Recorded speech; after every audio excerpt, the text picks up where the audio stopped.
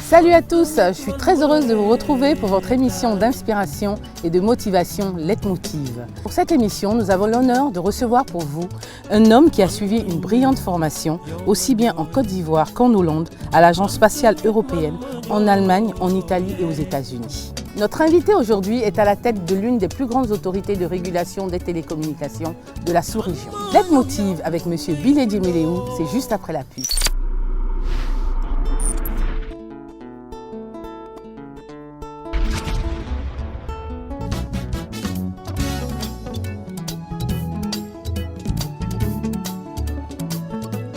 Man ma ñëw yow nga ree man tamit man ma reetaan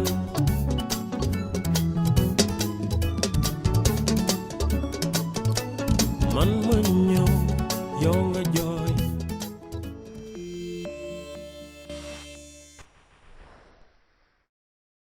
Vous êtes chef d'entreprise, cadre ou jeune entrepreneur? Votre parcours et votre histoire peut inspirer ou motiver la jeunesse africaine. Participez à votre émission Leitmotiv sur 2STV et partagez votre expérience avec ceux qui en ont besoin. Infoline 78 245 57 72. Leitmotiv. Nous avons tous besoin d'une source d'inspiration.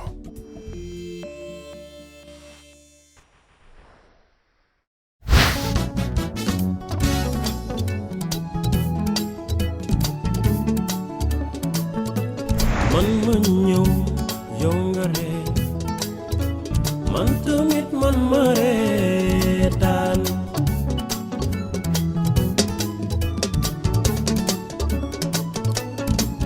Monsieur Bilé Djeméléou, bonsoir. Bonsoir Corey. Merci d'avoir accepté notre invitation. Un plaisir pour moi de partager ce temps d'antenne. Alors, vous êtes le directeur général de l'ARTCI, l'autorité de régulation des télécommunications de Côte d'Ivoire, depuis 2012. Votre parcours professionnel est plus que remarquable, puisque très jeune, vous occupiez déjà des postes de responsabilité. Quel a été votre cursus scolaire? Cursus scolaire, comme tout enfant. Tout enfant, tout jeune. J'ai fait mes primaires, donc les classes normales. À Abidjan? D'abord, disons à Beauville.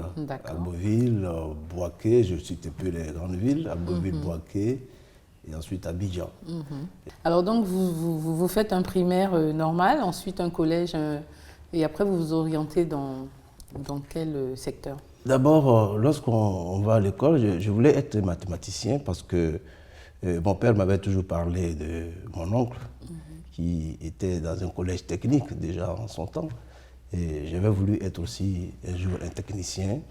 Donc j'ai beaucoup aimé les mathématiques, la physique. C'était vraiment une de vos matières favorites? Oui, peut-être que c'était un don pour moi d'être quelqu'un qui comprenait les mathématiques et la physique. Ce n'est pas tout le monde qui aimait les mathématiques et la physique quand on est allé à l'école. Mais moi, je ne dis pas que c'est un nada, mais j'aimais. Donc vous vous êtes orienté dans cette branche? Dans cette branche technique qui fait la suite aujourd'hui. Et quel genre d'élève étiez-vous en classe? Quelles étaient vos matières préférées, les mathématiques, mais quel genre d'élève étiez-vous? Élève bon étudiant, vous aimiez qui aimait sa matière. Ou... J'étais un peu taquin au début. Mais après, j'ai compris que mon avenir dépendait de moi-même. Parce que si tu es taquin, tu provoques, c'est pas sûr que tu réussisses. Et donc, j'ai vite compris cela. Et donc, j'étais quelqu'un qui aimait étudier et qui se disait que si je veux aller loin, il faut que je prenne en compte tout ce qu'on me fait apprendre à l'école. Donc, j'étais quelqu'un qui étudiait beaucoup. Et quel métier vous vouliez faire à cette époque? Quelque chose qui s'apparentait à des personnes qui aiment les mathématiques. Mais je vais plutôt aller vers les télécommunications après. J'étais curieux de savoir et d'apprendre. De savoir qu'il y a des personnes qui arrivent à se parler sans être côte à côte, parce que d'habitude on se parle quand on est proche. Oui. Et je vois qu'il y a des gens qui étaient dans d'autres villes, qui parlaient à d'autres. Je dis, mais comment ces personnes arrivent à parler? Pour moi, c'est un mystère et je voulais percer ce mystère. Et à quel moment de votre cursus, justement, vous avez su exactement ce que vous vouliez faire après vos études? Ça a été déjà en 5e ou plutôt vers la terminale ou en seconde? Disons qu'au niveau de la terminale déjà, j'avais deux choix. J'avais voulu être d'abord architecte. J'ai vu que les études étaient longues, ça demandait près de 7 ans d'études quand on était à l'école. Et puis pendant des vacances, je suis allé à Dimoko, chez mes parents, et puis j'ai vu que j'ai des amis qui sont de grandes personnes qui géraient comme un laboratoire, un espace où il y avait des équipements qui faisaient du bruit, c'était des crossbars. J'ai dit, mais qu'est-ce qui se passe ici? Alors le gestionnaire du centre dit, non, ici c'est le téléphone. Lorsqu'on parle à quelqu'un, ben, ça passe chez nous et ensuite on transmet. Le mot transmission est tombé dans mon oreille, on transmet à quelqu'un d'autre qui est dans une autre ville. Mais comment ça se passe? Il dit non, qu'il y a des antennes, il y a des pylônes, et puis le même équipement que vous avez à Dimoko se retrouve dans une autre ville. Et ensuite, on retrouve le client, c'est comme le ça consommateur. que la liaison se fait. Alors je dis non, mais moi, ça ne suffit pas. Et donc, là, vous avez commencé à vous intéresser sérieusement à la chose. Sérieusement à la chose, j'ai dit, mais tiens, j'ai tout fait, je me suis inscrit. Ah d'accord. Alors, votre diplôme d'ingénieur télécom en poche, vous décidez pendant 6 ans de vous perfectionner dans les plus grandes écoles, dans les plus grandes agences mondiales, je dirais, notamment en Hollande, en Allemagne, en Italie, aux États-Unis et en France. Comment se passe votre intégration pendant les premiers mois de votre formation? D'abord, les choses étaient tellement faciles aussi en son temps. Lorsque nous avons fini les études, nous devions faire forcément une année de perfectionnement, d'abord comme un stage, voilà. Mais un stage qualifiant. D'accord. Donc je suis allé donc en France pour terminer cette étude-là. Avant de revenir, j'ai commencé à travailler ici en Côte d'Ivoire depuis 1979. Et depuis 1979, j'ai occupé un certain nombre de fonctions. Je me suis retrouvé dans la direction générale des télécommunications parce qu'il y avait quand même en son temps l'Office des postes et télécommunications. Oui. Donc la Poste avait toujours beaucoup plus de pouvoir sur les télécommunications. Mais les télécommunications évoluant tellement vite, la Poste a dû faire la place. Aujourd'hui même, la Poste est rentrée, les TIC sont rentrés dans la Poste. Oui, tout à fait. Et on voit que les deux font bon ménage. Oui, c'est intègre. Alors, quels souvenirs gardez-vous de cette période de perfectionnement? D'abord, je me suis retrouvé à Villecreine. Villecreine, c'est pas. Non, Villecreine d'abord en France, où j'étais dans les services de M. Gangera, un spécialiste des transmissions, où j'ai découvert un peu tous ces secrets que je voulais connaître, comment communiquer à quelqu'un qui est loin de vous. Et j'ai vu que cette distance qui me séparait de mon interlocuteur pouvait être vaincue. Et j'en ai fait mon outil, mon orientation, et c'est ce qui va envoyer le reste. Lorsque je suis revenu en Côte d'Ivoire, mes responsables hiérarchiques ont trouvé que je pouvais faire beaucoup plus d'études dans ce domaine. Alors, donc, de retour au pays, vous démarrez votre carrière professionnelle à des postes de responsabilité au vu de votre impressionnant cursus. Comment se sont passés vos premiers pas dans le milieu professionnel, surtout dans ces années où les télécoms en Afrique n'étaient pas développés, n'étaient pas vraiment développés? N'étaient pas développés, mais nous autres qui avions été les premiers jeunes à être en contact avec, à partir d'Europe, nous avons trouvé qu'on pouvait faire connaître ce métier à d'autres.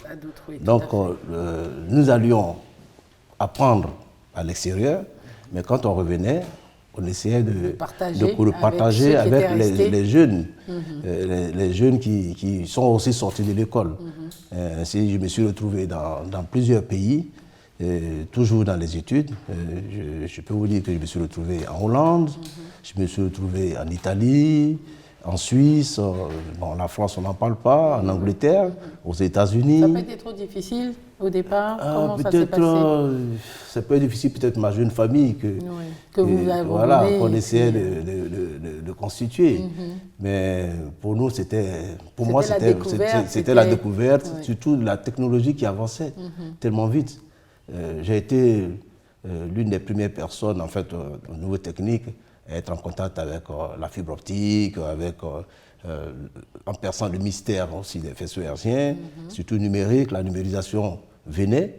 Et j'étais toujours l'une des premières personnes à faire avancer ces nouvelles découvertes. Alors, je suppose qu'au départ d'Abidjan, vous étiez plusieurs à partir, ou alors est-ce que quand vous êtes arrivé, vous vous êtes retrouvé quand même avec d'autres Ivoiriens ou d'autres Africains? Comment ça s'est passé? D'abord, à notre époque, les orientations qui étaient données par la direction générale, c'était d'avoir des spécialistes en transmission, en commutation, en réseau, en énergie et en bâtiment.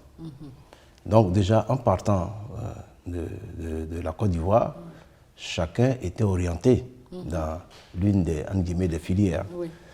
Mais l'une des filières les plus compliquées, c'était vraiment la transmission, où on sélectionnait vraiment ceux qui étaient dans l'esprit mathématique, physique et tout ça. Qui avaient vraiment des bons résultats. Donc je n'étais pas tout seul. Donc vous avez été orienté dans la transmission. J'ai été orienté dans la transmission. Et il y avait d'autres Ivoiriens avec vous? Ah oui, il y avait d'autres Ivoiriens avec moi. Mais par la suite, lorsqu'on va se retrouver dans d'autres domaines comme le satellite africain, je vais me retrouver avec des Africains que je ne connaissais pas.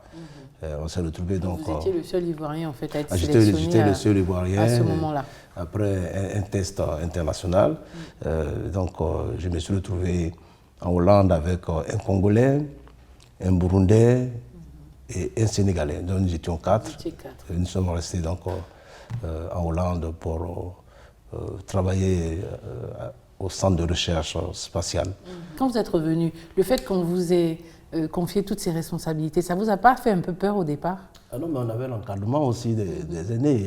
C'est vrai que les personnes qu'on trouvait là, c'est des personnes qui ont appris d'autres systèmes, mais qui ont quand même l'expérience professionnelle, qui nous encadraient et qui ont vite laissé la place parce que la technologie allait très vite. Et nous, on était adaptés aussi. Moi, en tout cas, j'étais adapté à suivre cette vitesse-là.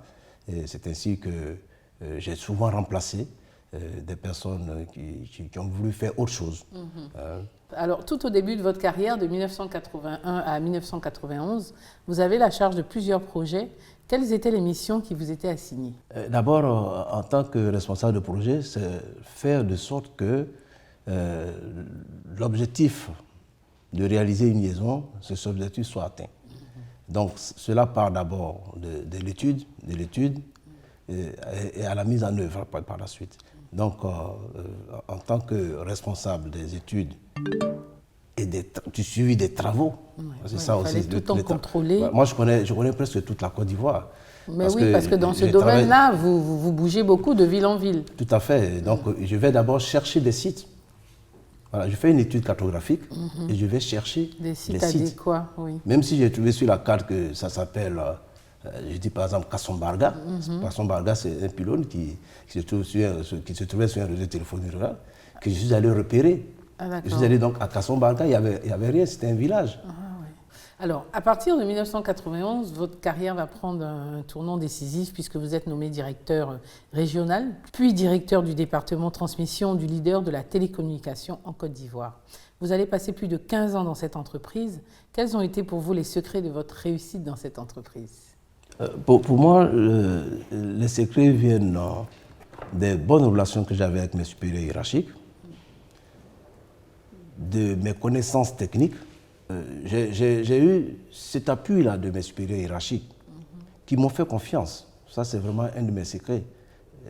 Ils m'ont fait confiance et c'est ainsi qu'on m'a envoyé tout jeune. Je veux dire, déjà en 1991, on m'a envoyé comme directeur régional à Yamoussoukro. Vous savez qui occupait Yamoussoukro? Non.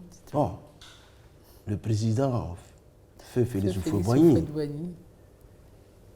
Lorsqu'il est au téléphone, il ne veut pas que ce soit interrompu. Donc, feu, mon DG d'alors à Carboni-Léon, dit, mais écoute, Bilé, comme toi tu es très fort en transmission, tu vas arrêter les études, continuer de suivre l'évolution de la technologie. Je te nomme directeur régional à Yamoussoukro, de sorte que le président ne se plaigne plus des différentes coupures de communication. Ah, c'est comme ça que vous arrivez à ce poste. Corinne, j'ai souffert. Pendant 2 jours, je me demandais pourquoi c'est moi qu'on choisit pour quitter mon Abidjan. Oui, mais c'était un challenge Et aussi. toute ma famille est allée m'installer à Yamoussoukro. Bon, mais Yamoussoukro, c'était Alors, pas je si suis allé loin. voir un de mes supérieurs hiérarchiques, j'ai dit, mais tiens, monsieur Feu Kofi Kakou, j'ai dit, mais regarde ce qu'on me demande. Il dit, tu sais, l'avenir, là, c'est comme ça. Oui. Il faut partir. Va dire au DG que tu acceptes. J'ai dit à mon épouse, elle dit non, on va aller. Comment on va faire? Pas le choix. Mais je suis allé parce qu'on voulait que je veille sur les moyens de transmission, sur les moyens de télécommunication, sur le personnel qui travaille dans cette région et faire de sorte que le premier chef de l'État de Côte d'Ivoire n'ait pas de problèmes de télécommunication, qu'il puisse parler à tout le monde entier. Parce que là-bas, on lui a mis après une fibre optique entre Abidjan et Bouaké. Déjà à cette époque. Et c'est moi qui ai fait installer cette fibre optique-là, qui a suivi les travaux. J'étais le responsable du projet. Félicitations. En plus des faisceaux hertziens qui étaient là, on a aussi installé par Comsat une liaison par satellite. Donc tous les moyens étaient là. Et comme c'était mes spécialités, le DG d'alors ne s'était pas trompé en me demandant d'aller veiller sur tout ce qui était comme télécommunication. Et après, je ne voulais plus quitter. Voilà, donc ça a été une belle expérience. Parce qu'en fait, c'était une société en miniature. Et vous êtes resté combien de temps à Yamoussoukro? Je suis resté 5 ans. 5 ans. Et au bout de 5 ans, qu'est-ce qui fait que vous devez changer de... Ben, il y a eu les changements qui sont survenus. Il y a eu un nouveau chef de l'État, il y a eu une nouvelle organisation, il y a eu bien sûr de nouveaux ministres. Et on m'a proposé d'être cette fois-ci directeur régional d'Abidjan, donc du sud de la Côte d'Ivoire. Donc je quitte Yamoussoukro, mais déjà, une capitale. Au bout de 5 ans, vous avez déjà tous vos repères à Yamoussoukro. Ça ne doit pas être facile pour vous encore de revenir. Un homme doit savoir changer et s'adapter chaque fois. Oui, je suis d'accord avec vous. Et j'ai changé, je me suis adapté. Donc vous voyez, c'est une progression pour moi, c'est un challenge. Tout à fait. Je prends Yamoussoukro, le résultat est apprécié. Et, du coup, on m'envoie à Abidjan, qui est la capitale économique. Parce que là, maintenant, Yamoussoukro, du coup, c'est devenu trop Et petit pour vous. c'est nous qui organisons la privatisation par la suite, en 1997. Voilà. Donc Abidjan, maintenant, de nouveaux challenges. Abidjan avec tout ce qui est compliqué. Vous comprenez, le réseau ici, il y avait des lignes parallèles, des gens qui détournaient les lignes des autres. Il fallait veiller. J'étais à la fois commercial, j'étais commercial, technique, administratif et tout ça. Mais ça, cette fois-ci, c'est à grande échelle. Parce que l'échelle de Yamoussoukro, c'était un autre niveau. Mais là, on m'envoie à Abidjan. Et il faut dire que je me suis battu, avec bien sûr mes collaborateurs. Toujours. Et je pense qu'on a réussi, puisque tout ça, ça a permis de faire la privatisation. Et après la privatisation, bien sûr, on a continué d'être avec l'équipe qui a repris Citelcom. Et nous sommes là toujours. En tout cas, vraiment, félicitations, Monsieur Bilé. Alors, Monsieur Bilé, Djemileou, je vous propose de revenir sur votre parcours juste après une courte page de publicité.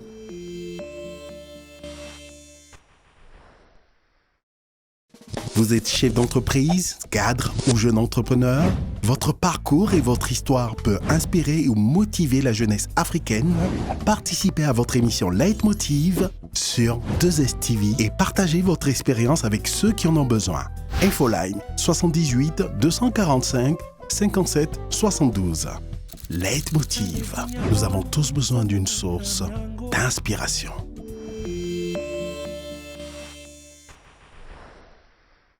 De retour avec notre invité, M. Bilé Djemileou, directeur général de l'ARTCI, l'autorité de régulation de télécommunications de Côte d'Ivoire. Un bonjour à tous nos téléspectateurs qui nous suivent depuis le Niger et le Sénégal. Alors, monsieur le directeur général, après plus de 30 ans en entreprise, ce qui fait de vous, bien sûr, un professionnel des télécommunications, vous êtes nommé conseiller technique du ministre des TIC, puis directeur général de l'ARTCI. Vous devenez à ce moment le premier gendarme, vous jouez un peu le rôle d'arbitre, je dirais, des TIC en Côte d'Ivoire. C'est vrai que c'était un nouveau challenge que vous aviez encore à relever. Est-ce que vous n'aviez pas d'appréhension à ce moment-là? Je pense que le chef de l'État et le ministre Bruno Collé ont fait appel à quelqu'un qui a une expérience du métier, une expérience pour mieux faire la régulation, pour bien faire la régulation. Et c'est à moi de montrer qu'ils ne se sont pas trompés. Et c'est ce que je fais. Justement, alors, pour ceux de nos téléspectateurs qui ne connaissent pas ce que c'est que l'ARTCI, pouvez-vous nous en dire un mot? Alors, vous avez vu qu'au début, vous avez parlé d'agence de télécommunications. Le concept d'agence est de l'autre côté, depuis 2012. Depuis 2012, nous sommes passés à une autorité de régulation des télécommunications de Côte d'Ivoire. L'agence, ça ressemble à un point de commerce, quoi, où on vient pour régler sa facture et autres. Ici, c'est l'autorité de régulation. Oui, parce qu'il y a des décrets, il y a des lois. Il y a des décrets et des lois. Alors, ici, avec l'autorité de régulation des télécommunications DIC, nous n'avons pas un conseil d'administration, nous avons un conseil de régulation. Et le conseil de régulation est composé de 7 membres, des personnes qui ont prêté serment devant donc, les juridictions, donc devant les juges, qui ont prêté serment. Et toutes les décisions prises par le conseil de régulation sont des décisions considérées comme des décisions prises en première instance de jugement. Donc, des personnes assermentées. Et ces personnes, ces membres du conseil de régulation, qui ont un président, ont prêté serment et ont un mandat de 6 ans. 6 ans non renouvelables. Vous voyez un peu combien de fois l'encadrement est fait. Et le directeur général, qui est nommé par le chef de l'État, a un mandat de 4 ans, bien 4 ans, renouvelable une seule fois. Donc après un certain nombre d'années, donc total maximum 8 ans, vous ne devez plus voir le même directeur général. Ah, donc ça change. Ça doit changer. Vous voyez, c'est pour mieux encadrer, mieux gérer la régulation. Et je pense que quand vous avez fait quand même 8 ans à ce poste-là, vous devez chercher à faire autre chose, à aider autrement l'État de Côte d'Ivoire, tant que vous avez encore la force et l'intelligence de le faire. Alors, nos missions, nous avons ici, on parle de télécommunications TIC, mais c'est nous qui avons la mission de régulation de la loi postale. Donc la poste est régulée ici, les télécommunications, c'est régulé ici. Nous avons la protection des données à caractère personnel. Toute la base est ici, en fait. Tout à fait. Les transactions électroniques, les noms de domaine, donc le point CI que tout le monde utilise, mais c'est la RTCI qui gère le nom de domaine. Et puis, je vous ai parlé des transactions électroniques. Vous voyez un peu, notre domaine est plus large, que par le passé. Et puis, bien sûr, la sécurité des réseaux. Je vais parler de l'Internet.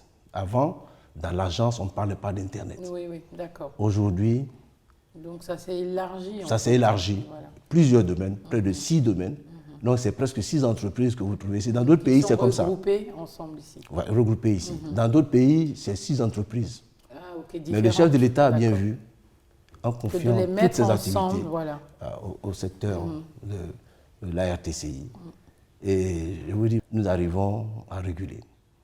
La preuve, notre rôle, c'est de coordonner, faire de sorte que ces 3 piliers-là, je vais parler de l'État, je vais parler des opérateurs et les consommateurs, nous soyons le gendarme qui permet à ce secteur de bien fonctionner. Voilà un peu notre rôle. C'est une animation exaltante aussi. J'imagine.